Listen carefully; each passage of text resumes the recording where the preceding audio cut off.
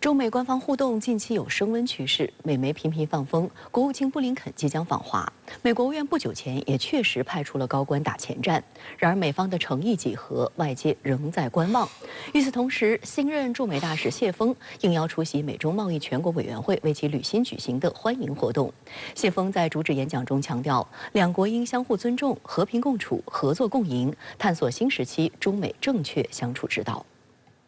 谢峰说：“很高兴时隔13年第3次来美国工作，与前2次相比，时移世易，令人感慨。当前世界变乱交织，中美关系面临严峻挑战，是止跌企稳，找到正确相处之道，还是螺旋下滑，陷入冲突对抗的深渊？我们再次站在何去何从的十字路口。”履职2周来，他马不停蹄，广泛接触美各界人士，听到最多的担忧是中美陷入冲突对抗，最大的愿望是中美关系止跌企稳。世界要好起来，中美关系就不能再坏下去。谢峰说，美方应该尊重中国人民选择的发展道路、政治制度和发展权利，尊重中方的核心利益和重大关切，确保中美关系沿着正确的航向前行，不冲突、不对抗、不打新冷战。当务之急是切实管控好台湾问题这个最大风险点。没有人比中方更希望和平解决台湾问题，更不愿意看到台海生战生乱。搞兵棋推演的不是中方，改变现状的也不是中方，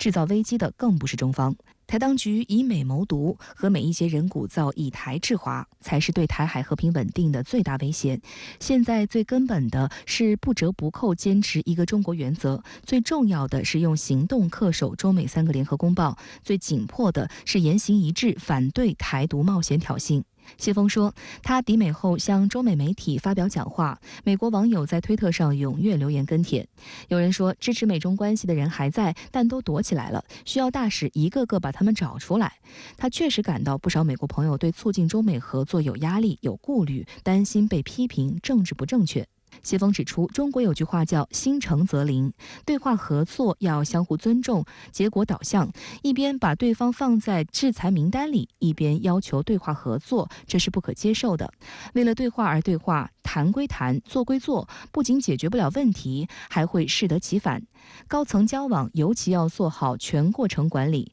对话前营造良好氛围，对话中积累正面成果，对话后扎实推进落实。谢峰还在演讲中花了较大篇幅谈到了所谓去风险。谢峰说，最近美方表示不寻求同中国脱钩，但又提出去风险。中国老百姓感觉两者没啥区别，是换汤不换药。什么是风险？风险在哪里？怎么去风险？他们担心这是以去风险之名行脱钩之实。谢峰指出，美将1300多家中国实体列入各类管制和制裁清单，加征关税、出口管制、投资审查等措施纷纷出台，贸易战还没完，又打产业战、科技战，真的能让美国更安全吗？真的符合美国利益吗？深圳卫视注意到，一段时间以来，去风险正在逐渐取代脱钩，成为西方政客口中的热词。最近5月31号，美国国务卿布林肯在出席美国欧盟贸易和技术理事会部长级会议时称，美欧对华不寻求对抗、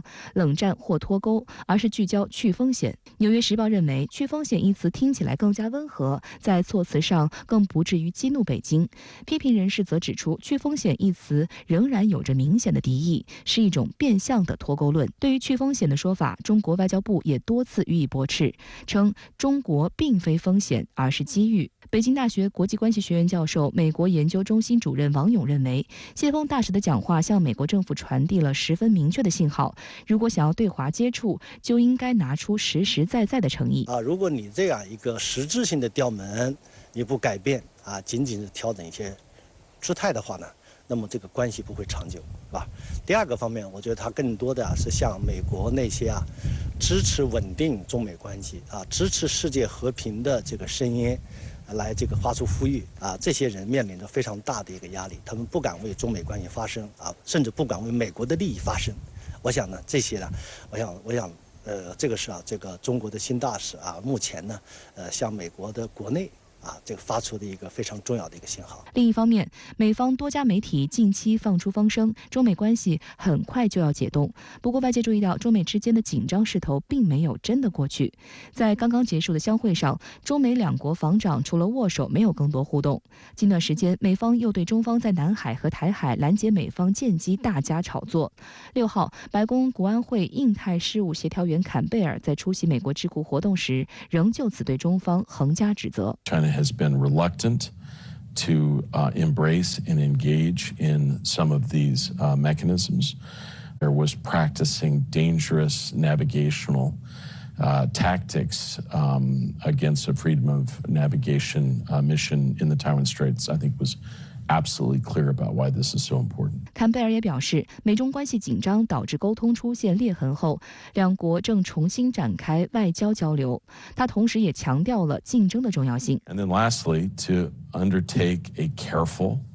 responsible, pragmatic diplomacy with China, recognizing that China is going nowhere, that it is important to ensure that there is appropriate diplomacy on the critical issues of our times, whether it's climate change or fentanyl or Iran, North Korea, Ukraine. The lines of communications are opening up, and we are able to lay out more constructively our areas of interest and concern. 我觉得这个可以说也是一个比较不那么积极的一个表态，是吧？但是呢，他做出的一个姿态呢，就是中美呢有加强接触实际上在一些问题上在寻求合作，还是放不下一个老大的一个心态。这个面对中国的一个快速的一个崛起，那么中国方面呢，实际上也是画了这个红线的。中美关系未来接触会不断的增多但是另外一方面，中美之间的这个竞争，特别是美国方面要打压中国的态势这个来说呢，不会改变。这就是决定了未来的中美关系仍然是存在着很大的一个不确定性。多家美媒报道，美国国务卿布林肯将在几周内访华，与中方高级别官员进行会谈。5号，美国国务院亚太事务助理国务卿康达、白宫国安会中国事务高级主任贝沙兰访华，并与中方官员会晤。路透社称，双方在会谈中达成了乐观基调，而此行也被认为是为布林肯打前站。当被问及布林肯是否很快将访华时，康达则说：“我们拭目以待。”不过，美国国务院副发言人维丹特·帕特尔6号回应称，目前仍没有关于国务卿的行程需要公布，但他再次强调面对面接触的重要性。同一天，白宫国安会战略沟通协调员科比在简报会上既没有承认也没有否认，只含糊地表示媒体会在不久的将来看到我们在这里谈论未来的访问。中美关系在回暖当中应该是在向积极的方向调整当中。也就是说，回到了呢去年11月两国领导人所确定的一个基调，管控分歧，然后扩大呢中美双方的一个共同利益，对吧？我想这是对双方呢都是有好处。现在呢已经开始取得一些初步的进展这个高层的接触日益密切，这个呢是符合双方的利益，也符合那个地区和国际社会的一个共同的期盼。与此同时，欧盟也发布了一项令美国颇为尴尬的民调。欧洲外交委员会对11个欧盟国家的调查显示，46%的受访者认为中国是盟友或必要的合作伙伴，这一比例与将美国视为盟友或伙伴的比例几乎持平。其中，保加利亚、匈牙利、西班牙更有超50%受访者认为中国是伙伴，荷兰和奥地利也几乎达到50%。此外，62%的受访者表示希望不要卷入中美在台湾问题上的冲突。欧洲外交委员会在调查报告中指，这样的结果说明欧洲民众对于欧盟官员所说的去风险并不买账，欧盟成员国更加认同法国总统马克龙将中国视为战略和全球合作伙伴的想法。对此，外交部发言人汪文斌在8号的记者会上表示，中欧是多极化世界中的两大力量、两大市场、两大文明。中欧关系植根于坚实的民意基础、广泛的共同利益、相似的战略诉求，历经风雨考验，具有强大韧性和潜力。正如有关民调结果所显示的，中欧是合作伙伴，不是竞争对手。中方愿同欧方一道，落实好领导人共识，把握好当前中欧关系发展大方向和主基调，巩固中欧关系向好发展势头，推动全面重启各层级实体交往，激活各领域互利合作，不断充实拓展中欧合作内涵，为变乱交织的国际局势提供更多的确定性、稳定性。相关话题来连线特约评论员管瑶。管先生您好。中国驻美大使谢锋应邀在美中贸易全国委员会发表主旨演讲，强调中美要探索新时期正确相处之道。您对此如何看？好的，主持人。那么这是谢锋到任驻美大使半个月来首次呢，在美国的机构平台面向美国的公众，来就全世界最重要双边关系来发表演说。那么可以说是备受各方的关注。中美要探索新时期正确的相处之道，那么这堪称是谢锋本场演说主旨的一句话的概括。那么这也是中国元首在和拜登总统当面会晤时所着力强调的顶层博话。无疑啊，探索中美正确相处之道，那么这也是驻美新大使他的使命所在。昨天谢锋的这场演说呢很精彩，金句很多，我对其中这句话呢尤其是印象深刻：世界要好起来，中美关系就不能再坏下去了。那么他所见证的也正是新大使对于中美关系它的外溢影响、它的全局意义的深入的思考。作为全球前2大经济体，作为联合国的5常成员，那么中美找不到正确的相处之道的话，关系好不了的话，那么100年未有大变局之下的世界肯定也是好不了的。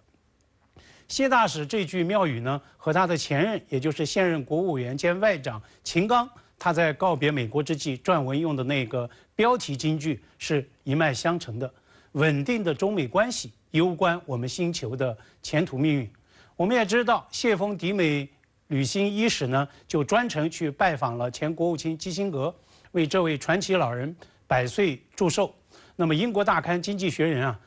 在基辛格他100年大寿之际呢，也罕有地推出了长篇专访。英刊对这位世纪老人他的战略思维与观察有一句经典的概括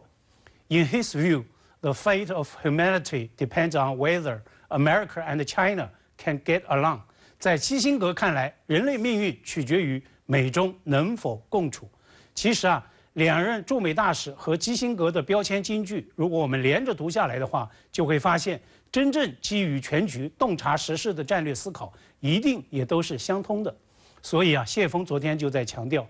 要把支持中美关系的人一个个找出来。那么这是让中美关系避免再坏下去，让世界有希望好起来的一个技术前提。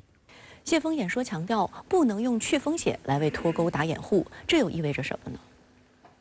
谢锋演说强调，不能用去风险来为脱钩打掩护，这又意味着什么呢？那么这实际上也正是外媒对于这场演说的一个主要的关注点。今天日本共同社的报道呢，就以此作为标题，说中国新大使对美国去风险的政策表达关切。所谓去风险而不是脱钩，上个月呢在广岛举行的这个G7峰会上被写进了声明，那么俨然成为美西方对华政策，特别是经贸政策的一个新的标签。美国总统国安事务助理沙利文周日呢接受 CNN 名主播扎卡里亚的专访，他呢也特别解释美方去风险政策，它有3重目标，其一就是要防止对异国供应链的过度依赖，其二就是对可用于国防安全的尖端技术出口要设限，其三就是促进高端的制造业回流美国。需要指出的是，现在呢美西方政界学界这2届他们都认同，最早喊出去风险政策口号的并不是美国人，而是欧盟委员会的主席冯德里恩。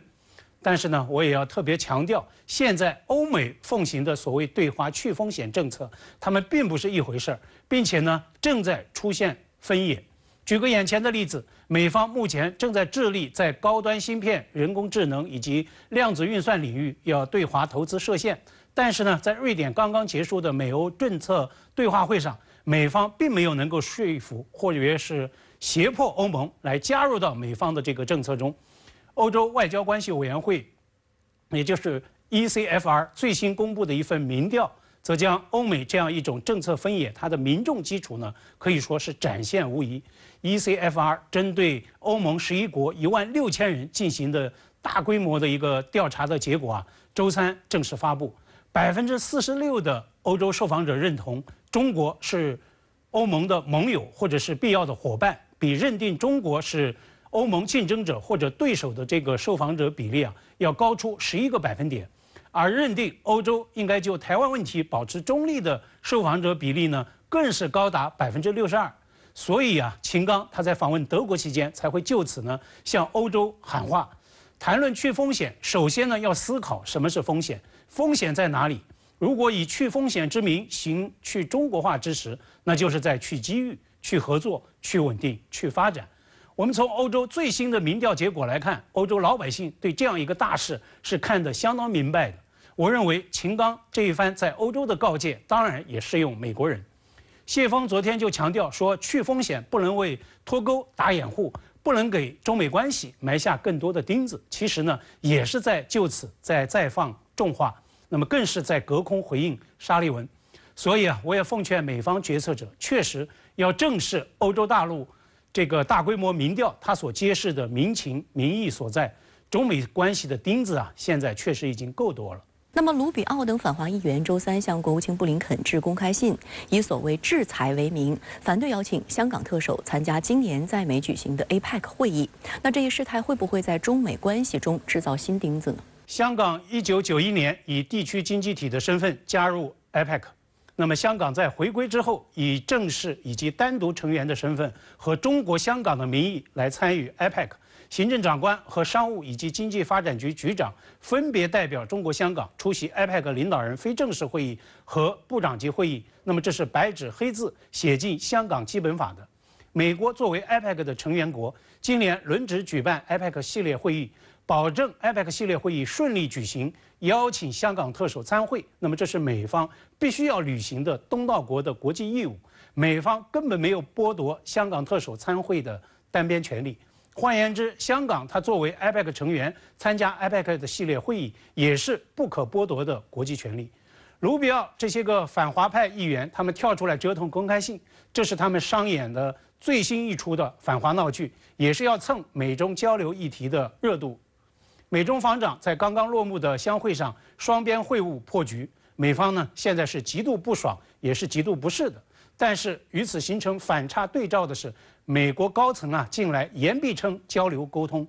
美媒已经在炒作国务卿布林肯要在几周之内访华。那么沙利文也上电视呢，就宣称说期待美中元首能够再度会晤。美媒马上就在延伸，连累在印度以及美国上演的 G20 峰会与 APEC 会议，就是呢两个备选的最佳会见场合。今天啊，《华盛顿邮报》一篇专栏评论的标题也是在拿美中交流来说事，说相会的形势表明中方啊无意改善对美关系，但是呢对双边交流，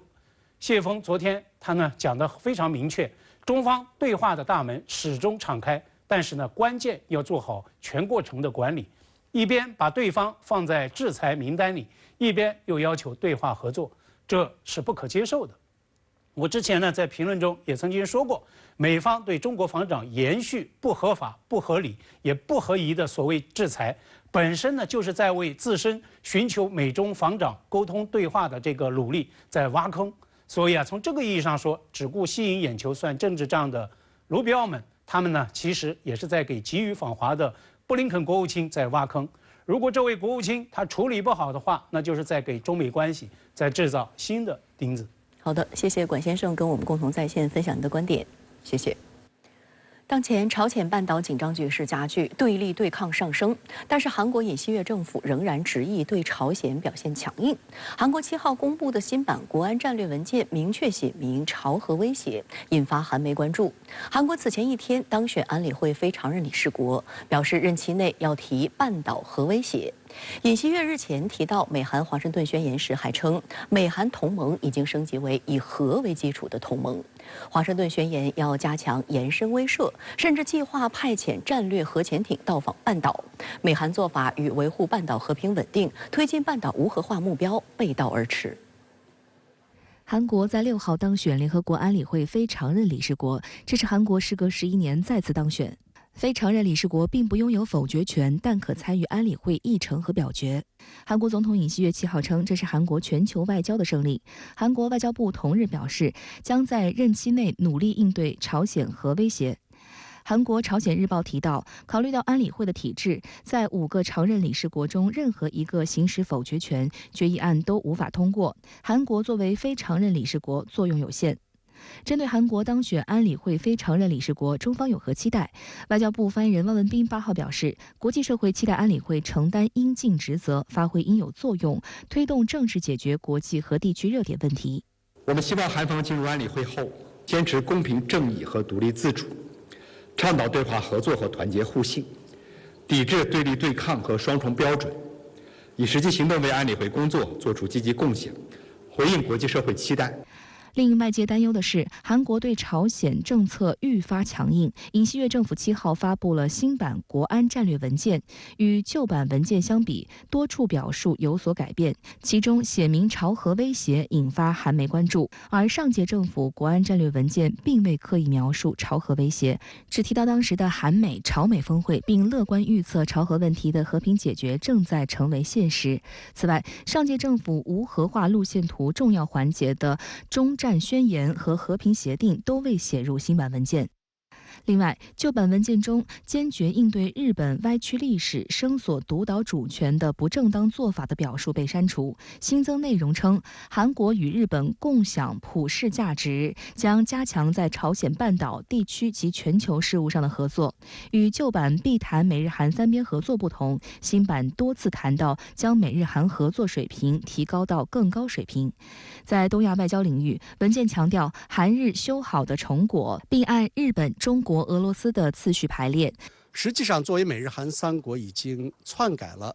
之前6方会谈所提到的朝鲜半岛的无核化，强调的单纯是朝鲜的无核化。这实际上就是在3国关于朝鲜的核战略问题上已经趋同。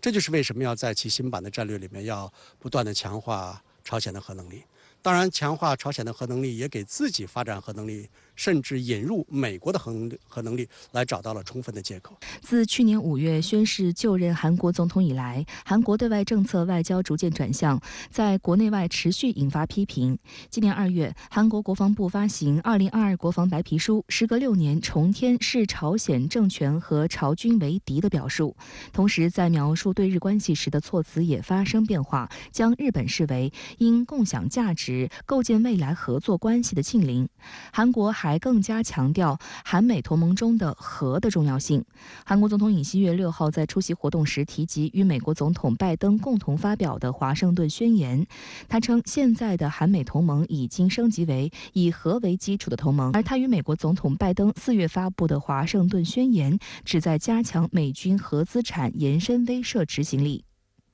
美韩华盛顿宣言称，美国将通过扩大美韩核危机磋商，新增美韩军事训练和模拟演习，成立美韩核磋商小组机制，扩大半岛周边美战略资产出动等升级，对韩提供延伸威慑。在这份宣言中，韩方还明确表示不寻求拥有核武器。宣言一经发出，便在韩国国内引发质疑，认为其可能违反朝鲜半岛无核化宣言。如果韩国引入了美国的核保护伞，甚至把美国的战术核武器甚至战略核武器引入到东北亚地区的话，必然会导致朝鲜的激烈的反抗。这个激烈的反制就是自我再研制更多核武器，包括弹道导弹以及巡航导弹，来携载更多的战术核武器甚至是战略核武器。这样的话就会导致整个东北亚地区陷入到军备竞赛。伴随着朝鲜核导能力日益增强，越来越多的韩国人认为美国可能在关键时刻掉链子。今年1月，在青瓦台迎宾馆举行的韩国国防部与外交部新年工作汇报上，尹锡悦谈到韩国拥有核武器的可能性，令外界哗然。华盛顿宣言被认为是在回应韩国社会甚嚣尘上的拥核言论。那么从美国和韩国所签署的华盛顿宣言里面，其实我们看到了韩国的不安。什么叫韩国的不安？因为在整个表态里面指出，如果韩国遭到了核打击，韩美之间要磋商是否来还手，是否来回击。所以美国在华盛顿宣言里面其实是给自己留有余地，这就会让韩国感到不安心。所以韩国为什么不断地抛出自己也能够研制核武器？其道理就是，如果你美国不给我提供核保护伞的话，我也有能力来研制核武器来对付北方的朝鲜。要达到的就是这个目的。美国核科学家齐格弗里德·赫克尔今年3月接受韩媒采访时，给韩国自主开发核武器的主张泼了冷水。他肯定了韩国具有开发战术核武器的能力，但指出，如果要赶上朝鲜在战略核武器上的能力，可能需要漫长时间，并会占用相当多的国防经费。同时，一旦韩国做出违背国际规范的极端选择，将面临严峻形势。届时，韩国不仅要与美国、中国、俄罗斯和日本对立，还要站在全世界主要国家的对立面。韩美同盟将受到巨大损害，国际压力将从各个方向涌来，韩国将成为国际社会的弃儿，对外依存度极高的韩国经济也将受到严重打击。而韩国国内对于拥核的支持度也正在下滑。由韩国政府资助的韩国统一研究院于5号公布的调查结果显示，韩国民众对建立本国核武库的支持率从2021年的71.3%下降到去年的69%，而在今年5月已下降至60.2%。调查结果还称，在同一时期，韩国民众对美国将战术核武器重新部署到朝鲜半岛的赞成度也在下降，从2021年的61.8%降至2022年的60.4%，到今年5月已降为53.6%。日本时报援引观察人士的说法称，韩国寻求建立核武库的任何企图会使其受到严厉的制裁，甚至可能来自其盟友和合作伙伴。据台媒报道，美国在台协会主席罗森伯格5号抵台，这是他在不到2个月内的第2次窜台行程。罗森伯格宣称将与宣布参选台湾地区领导人的3名候选人侯友宜、赖清德、柯文哲交流。而美国一直以来基于美国利益和传统，都会熟悉台湾参选人。台媒将罗森伯格此行称为面试之旅。分析认为，罗森伯格窜台试图介入台湾选举的行径，必然导致中美之间的政治互信进一步下降。6月7号，罗森伯格首先与国民党2024参选人新北市长侯友宜见面，双方谈了近1个小时。台媒引述消息人士称，双方针对两岸议题、台美关系等都有深度交流。罗森伯格席间也邀约侯友宜访美，深化彼此交流。而侯友宜是罗森伯格此行见的第1名参选人。台媒称，罗森伯格到台湾被外界解读是提前面试3名参选人，但3人之中只有侯友宜没有访美经验，和美方相对不熟悉。8号，罗森伯格与民进党2024参选人，同时也是现任民进党主席赖清德在台南奇美博物馆会面，但有所谓知情人士表示，跟其他2位参选人不一样，赖清德没有所谓前往面试的问题。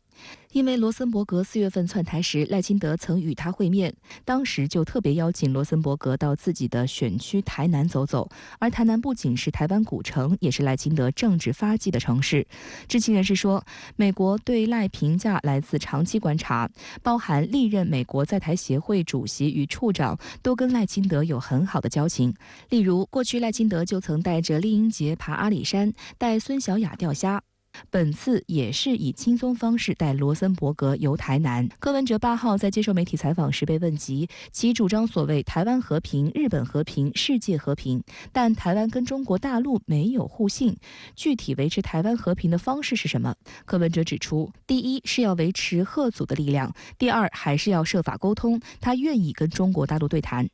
分析认为，3位参选人的两岸论述是美国关注的焦点。虽然罗森伯格声称在台湾选举中不会选边站，但他此行就是画红线，希望他们的两岸论述不要超过美国画设的红线。台湾旺报6月8号的社论指出，以美国的国家利益而言，美国考量的不只是台湾统独的问题，更重要是美国在印太地区的战略利益，即美中长期战略竞争等结构性因素。台湾只是美国印太战略利益的一小部分。对美国而言，能够守护两岸在不统不独原则下对话的参选人，应该是最优先考量的人选。美国未来会制定相应的政策，在这3个候选人当中，那么进行相应的这种支持，或者说进行相应的打压。所以我想这一次罗森伯格去台湾最主要的目的就是要去干涉台湾的2024年地区领导人的选举，对相应的候选人的政策进行一个摸底，以便制定出更加符合美国的利益的政策。厦门大学台湾研究院副院长张文生则认为，罗森伯格窜台试图介入台湾选举，进而影响台湾政局走向的行径，必然导致中美之间的政治互信进一步下降。美国对台独势力的支持，无疑违背了其坚持一个中国政策的政治承诺。下个话题来连线特约评论员刘和平。刘先生您好。美国在台协会主席罗森伯格表示，对于即将举行的台湾地区领导人选举，美国不会选边站，无论谁当选，美国都会与其合作。您对此如何看？其实罗森伯格的这个表态完全在预料之中，他不仅政治正确，而且是标准的外交辞令，大家听一听就好了。我个人认为，碍于脸面，美国即使不会赤裸裸地干预岛内2024选举，也一定会想方设法影响这场选举，因为自从上台以来，拜登政府在全球范围内，尤其是在印太地区的所有外交与安全上的布局，包括推行印太战略、构建美英澳与美日韩军事同盟，以及重塑美日、美韩、美澳同盟，都是为了要跟中国打一场所谓的新冷战。而台湾则是拜登政府布局对华新冷战的关键与桥头堡。美方认为，一旦2024年台湾上台的是一个亲大陆的政党与政治人物，那拜登政府的外交与安全战略将失去重要的支点。一旦2024台湾上台的是一个奉行台独主张的政权，并因此而引发了台海战争，那后果将更加严重。拜登政府构建的所有外交与安全战略就将全面坍塌，甚至连美国所领导的亚太与全球秩序都将崩溃。那么这也就意味着，美国必须要确保台湾2024选上来的执政党与政治人物，第一，必须要是亲美，要能够贯彻美国的意志；第二，必须要能够执行美国不统、不独、不武的台海战略。因此，我认为罗森伯格这次登岛，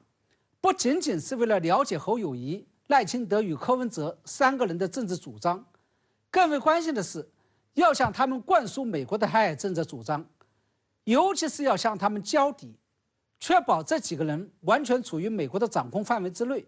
既不会脱轨，也不会出现出格的言行。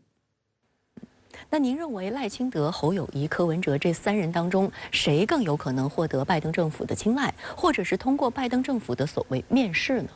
我注意到在台协会主席罗森伯格登岛之后的第一个密会对象，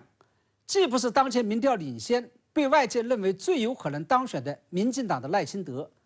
也不是在民调上奋起直追，甚至是反超了侯友宜的柯文哲，而是中国国民党的候选人侯友宜。很显然，罗森伯格的这个安排背后传递出了某种微妙的政治信号，即第一，它说明美国还是对长期以来号称是务实台独工作者的赖清德不太放心，因为赖的主张有违美国不支持台独政策的表述，尤其是在当前中美关系与台海局势高度紧张的状态下，美国更加担心赖清德的上台会将热得发烫的台海局势进一步推入到火海当中。因此，罗森伯格要通过这一动作给赖清德一个提醒。第二，它说明拜登政府对前一段时间访美时公开主张中美等距离的柯文哲也不是很满意，因为美国要确保未来的台湾地区领导人必须要是亲美的，是跟美国一条心的。相反，侯友宜有关两岸必战的主张符合美国的不武政策，并且明确表示了反对台独，尤其是侯友宜的两岸主张还不受国民党内深蓝势力的欢迎，这也暗合了美国主张的两岸不统的心理期待。我认为正是在这种情况下，拜登政府适当高看侯友宜一眼，至少会给赖清德与柯文哲敲响一记警钟。另外，据岛内媒体报道，侯友宜在密会罗森伯格的时候，还向其表达了想在选前访美的愿望。我认为侯友宜的这一举动是可以理解的，因为从李登辉、陈水扁、马英九到蔡英文，无论是来自蓝营还是来自绿营的，在参选台湾地区领导人之前，都要以各种不同的方式向美国拜码头，接受美国的把关与考试，而不是跟大陆进行沟通。这也就意味着，美国对当前的台湾局势，甚至是岛内的选举，仍然是具有举足轻重的影响力。岛内各派政治势力仍然将美国当成了最大的政治靠山，这种不合理的现象至今没有任何的改变。好的，也谢谢刘先生跟我们共同在线分享您的观点，谢谢。